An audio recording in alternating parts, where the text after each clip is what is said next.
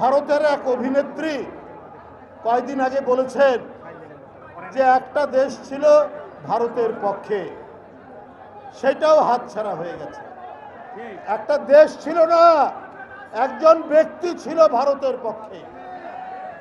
কারণ ওই ব্যক্তিটি এই দেশের গণতন্ত্র হত্যা করেছে, এই দেশের একচেটিয়া ভোট করে নিজেদের লোককে সে এমপি করেছে। সেই শেখ হাসিনা এই দেশের গণতন্ত্রকে কবরস্থানে পাঠিয়েছে। আর সেই শেখ হাসিনাকে ভারত সমর্থন করে, বাংলাদেশকে সমর্থন করে না, বাংলাদেশের জনগণকে সমর্থন করে না। এখন আপনারা আফসোস করছেন, খুবই আফসোস করছেন।